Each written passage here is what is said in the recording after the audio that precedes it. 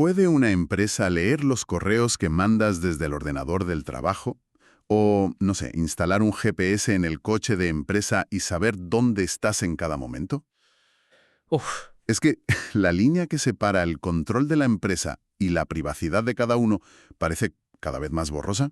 Y uno se pregunta, ¿hasta dónde llega realmente ese poder de vigilancia? es una de las grandes preguntas de nuestro tiempo. Sí. Y la respuesta, pues, está en un laberinto de leyes y de derechos. Pues hoy vamos a meternos de lleno en ese laberinto. Tenemos delante material académico del grado en Relaciones Laborales de la Universidad de Granada y la misión es sencilla, entender el mapa. Aclararnos un poco. Eso es, queremos desgranar el marco legal que regula las relaciones laborales en España, centrándonos en las reglas que vienen del Estado. La idea es comprender por qué el Estado se mete en esto y sobre todo cómo sus normas se están adaptando a marchas forzadas, diría yo, a la era digital. Y para empezar a orientarnos en ese mapa que dices, hay que entender una idea que es fundamental. El derecho del trabajo existe porque la relación entre una empresa y una persona que trabaja para ella no es una relación entre iguales. Hay un desequilibrio. Hay un desequilibrio de poder, es inherente. La intervención del Estado, lo que en derecho llamamos heteronomía, no es un capricho, es un intento de equilibrar esa balanza. Ese es el punto de partida de todo lo que vamos a hablar. O sea que en el fondo el Estado asume desde el principio que si lo dejara todo a la negociación puramente privada, una de las partes tendría siempre las de ganar. Exactamente. Se parte de la base de que la persona trabajadora es la parte débil de la relación y necesita, pues, un escudo protector. De acuerdo. Pues vamos a tirar de ese hilo. ¿Por qué el Estado tiene esa vocación de protector? ¿De dónde sale esa idea de que debe dictar las reglas del juego en lugar de, bueno, dejarlo como un simple acuerdo privado? La respuesta está en el documento más importante de todos, la Constitución. Cuando en sus primeros artículos define a España como un Estado social, eso no es una declaración poética. No es un adorno. Para nada, es un mandato. Significa que el Estado tiene la obligación de intervenir para promover la justicia y la igualdad real, y el trabajo es, quizá, el ámbito donde esa intervención es más visible. Y de ese mandato constitucional, ¿cómo se despliega todo? Imagino que es como una cascada de normas, ¿no? Es la imagen perfecta. En la cima de la cascada está la Constitución. Justo debajo, las normas internacionales, que España se compromete a cumplir, como las directivas de la Unión Europea o los convenios de la OIT. Vale. Después cae el grueso del agua, las leyes que aprueba el Parlamento. Y más abajo, los reglamentos del Gobierno, los convenios colectivos que negocian empresas y sindicatos, y, ya en el último escalón, el contrato de trabajo individual. Y en esa cascada, la pieza que a todo el mundo le suena, el gran pilar, según los apuntes, es el Estatuto de los Trabajadores. Sin duda. Es que no es una ley más, es el pilar central que la propia Constitución ordenó construir. Es el desarrollo de ese mandato. Y está organizado de una forma muy intuitiva, la verdad. ¿Ah, sí? Sí, el primer bloque regula la relación individual, tu día a día. El segundo, los derechos de representación colectiva, comités de empresa, delegados. Y el tercero, la negociación de esos convenios que mencionábamos. Y no está solo, ¿verdad? Hay otras leyes importantes que lo rodean. Claro, es como un planeta con sus satélites.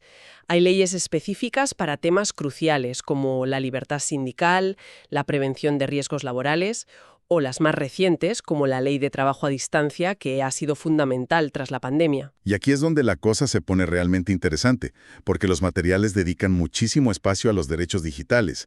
Se habla de una era de la hipervigilancia y la hiperconexión, y la verdad es que suena un poco a Gran Hermano. ¿Cuál es el conflicto de base aquí? Aquí chocan dos trenes. Por un lado, el poder de dirección de la empresa, que está reconocido por ley y es necesario para organizar el trabajo. Lógico. Y por otro, un derecho fundamental de cualquier ciudadano, esté o no en el trabajo. El derecho a la intimidad, que protege la propia Constitución. La ley que intenta hacer de árbitro en esta colisión, la que pone los semáforos, es la Ley Orgánica de Protección de Datos. Vale, pues vamos a lo práctico, a lo que nos afecta a todos, el ordenador y el móvil del trabajo. Hay una idea muy extendida de que, como lo paga la empresa, es suyo y puede mirar lo que quiera. ¿Cuánto hay de verdad en eso? Es una verdad a medias, y las medias verdades son peligrosas. La ley es muy específica. La empresa puede acceder a esos dispositivos, sí, pero solo para dos cosas: verificar que se cumplen las obligaciones laborales y garantizar que los aparatos funcionan bien. O sea, nada de entrar a curiosear. Nada de curiosear.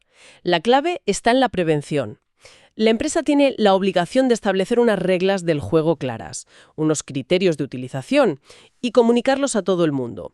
Y no puede hacerlo sola, tiene que informar y dar participación a los representantes de los trabajadores. ¿Y si no dice nada? Pues si la empresa no dice nada, se presume que tolera un cierto uso personal y su capacidad de control se limita muchísimo. Pero incluso con esas reglas claras, me imagino que no vale todo. No pueden poner un programa que grabe cada tecla que pulsas, por ejemplo. Exacto. Y ahí es donde la justicia europea nos ha dado una herramienta fundamental, el llamado test Barbulescu. Es un filtro de 6 preguntas que cualquier medida de vigilancia de las comunicaciones debe pasar para ser legal. A ver, desglosemos ese test. ¿Cuáles son esas preguntas mágicas? La primera es la más básica. Se informó al trabajador de que podían vigilarle. La segunda, ¿la vigilancia fue proporcionada o se pasaron de la raya? Tercera, ¿había una razón de peso o un motivo legítimo para hacerlo? Y cuarta, ¿no había otra forma menos invasiva de conseguir el mismo objetivo? Un momento, esa cuarta pregunta sobre la medida menos invasiva parece clave. Lo es. Significa que una empresa, antes de ponerse a leer correos, debería haber intentado otras cosas como, no sé, simplemente hablar con el empleado. Justo eso. Significa que la vigilancia de las comunicaciones es el último recurso, no el primero. Y las dos últimas preguntas del test son, ¿qué consecuencias tuvo esa vigilancia para el trabajador? Y, finalmente, ¿se le ofrecieron garantías para que pudiera defenderse? Si la medida no pasa este filtro, se considera una violación de la intimidad. Es un listón muy alto. Entendido. O sea que la idea clave es que la vigilancia no es un todo o nada. Es una balanza. La empresa tiene que demostrar que su necesidad de controlar es más importante que el derecho a la privacidad en ese caso concreto. Ha estado en el clavo. Es un juicio de ponderación en cada caso. Vale, eso cubre los dispositivos. Pero, ¿qué pasa con algo que nos vigila a todos, a plana vista? Las cámaras de videovigilancia. Me fijo y es que están por todas partes. El principio es similar. Se pueden instalar para control laboral, pero con una condición innegociable. Hay que informar antes. Y no vale con un cartelito pequeño en una esquina. La información tiene que ser expresa, clara y concisa. ¿Y hay zonas prohibidas para las cámaras?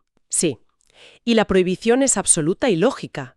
No puede haber cámaras en lugares destinados al descanso, como vestuarios, comedores o aseos. Son santuarios de la privacidad. Claro. Y mucho ojo con el sonido. La grabación de audio está extremadamente restringida. Solo se permite si hay riesgos muy, muy graves para la seguridad, y siempre justificándolo mucho. Se oyen muchos casos de cámaras ocultas para pillar a alguien infraganti. Pongamos un caso práctico. El dueño de un bar sospecha que un camarero está robando de la caja. ¿Podría instalar una cámara oculta apuntando solo a la caja registradora durante un par de días? Planteas el escenario perfecto, el que ha llegado hasta el Tribunal Europeo de Derechos Humanos en el famoso caso López Rivalda II. Y la respuesta es que, excepcionalmente, sí podría ser legal. ¿Ah, sí? Sí, pero las condiciones son draconianas. Primero, deben existir sospechas fundadas y serias, no un me parece que. Segundo, la medida debe ser proporcionada. La cámara solo puede grabar el lugar del presunto delito y por el tiempo mínimo indispensable. Tercero, no puede existir ninguna otra forma de probarlo. Es la excepción que confirma la regla de que la información previa es sagrada. Es fascinante cómo la ley distingue entre espacios, prohibiendo cámaras en un comedor pero permitiéndolas, con condiciones, en un pasillo. Me pregunto si esa misma lógica de dónde y cuándo se aplica a algo que no está fijo en una pared, como un GPS. Totalmente. La geolocalización es el siguiente campo de batalla. La ley la permite para funciones de control, pero con los mismos requisitos de siempre. Información previa, clara e inequívoca al trabajador. Y hay límites. Dos muy importantes. El GPS no puede funcionar fuera de la jornada laboral y la medida debe ser, una vez más, proporcionada. ¿Proporcionada en qué sentido? ¿Nos puedes dar un ejemplo? Proporcionada significa usar la herramienta justa para el trabajo. El Tribunal Supremo lo dejó clarísimo en una sentencia. Una empresa de reparto obligaba a sus trabajadores a instalarse una app de geolocalización en su móvil personal. En su propio teléfono. Exacto. Y el tribunal dijo que eso era nulo. ¿Por qué? Porque era una medida desproporcionada. El fin era legítimo, saber dónde estaban, pero invadía el teléfono personal del trabajador, con sus fotos, sus contactos, Todo. todo. El tribunal dijo que había alternativas menos invasivas: instalar un GPS en el vehículo de empresa, darles un teléfono de empresa. Usar el móvil personal era, como decíamos antes, usar el mazo. Era un abuso. Este hilo de la desconexión entre el tiempo de trabajo y el tiempo personal nos lleva directamente a otro derecho del que se habla sin parar últimamente: el derecho a la desconexión digital. Es que se ha vuelto fundamental. La ley lo define como el derecho a no contestar llamadas, correos o mensajes fuera del horario de trabajo, para garantizar el descanso y la conciliación. Pero lo más importante no es solo eso. Ah, no. No, lo más importante es que la ley obliga a las empresas a crear una política interna sobre esto. O sea, que cada empresa debería tener un documento que diga: a partir de las 6 de la tarde no se envían emails. O que si se envían, no hay obligación de leerlos hasta el día siguiente.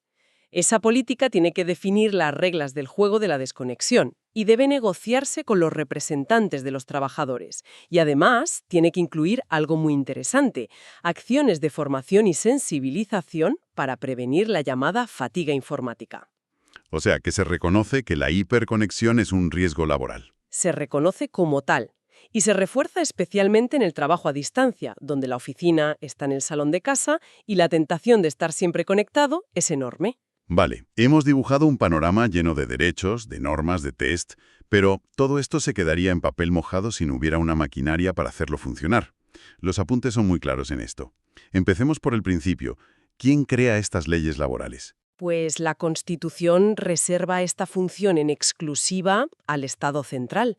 La legislación laboral es competencia exclusiva del Estado. ¿Y eso por qué?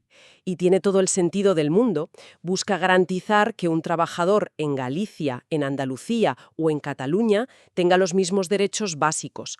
Crea un suelo común para todo el país. Si el Estado crea la ley, ¿qué papel les queda a las comunidades autónomas? Les queda un papel crucial, el de la ejecución. Son las encargadas de aplicar esa legislación estatal en su territorio a través de su propia administración, las consejerías de trabajo.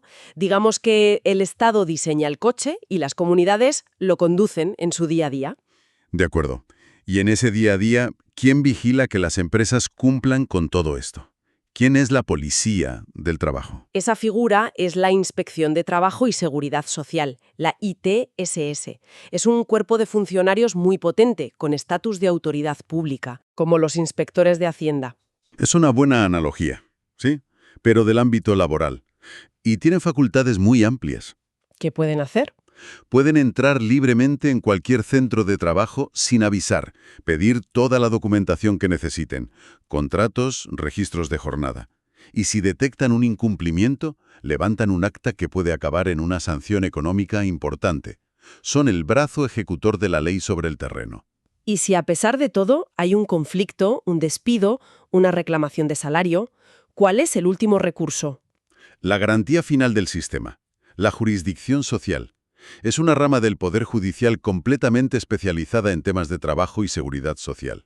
No es un juez de lo civil o de lo penal, es un juez experto en la materia. Y se organiza como una pirámide, imagino. Exacto. En la base, los juzgados de lo social. Si no estás de acuerdo, recurres a la siguiente instancia, los tribunales superiores de justicia. Por encima, para casos que afectan a todo el país, la Audiencia Nacional. Y en la cúspide, unificando la doctrina para todos, la Sala de lo Social del Tribunal Supremo. Es increíble. Si unimos todas las piezas, hemos ido desde una idea casi filosófica en la Constitución, la del Estado social, hasta las reglas concretas sobre si te pueden poner una cámara en la oficina o si tienes que contestar un WhatsApp del jefe a las 10 de la noche. Esa es la gran conclusión. La relación laboral no es un terreno libre, es un ámbito intensamente regulado. Y el sistema no es una foto fija, es una película en constante movimiento. La transformación digital es sin duda el mayor desafío que tiene ahora mismo y obliga a la ley a adaptarse para mantener ese equilibrio tan delicado entre la productividad de la empresa y la protección de los derechos de las personas. El material que hemos analizado deja caer una idea final que da mucho que pensar: la necesidad de un futuro estatuto de los trabajadores del siglo XXI. Y esto nos deja una pregunta flotando en el aire. Ahora que la inteligencia artificial empieza a gestionar equipos, que la economía de plataformas redefine lo que significa ser trabajador, y con tecnologías que hoy ni siquiera podemos imaginar a la vuelta de la esquina, ¿cuáles serán los próximos derechos fundamentales que necesitaremos proteger en el trabajo? ¿Cómo se escribe un código laboral para una sociedad completamente digitalizada?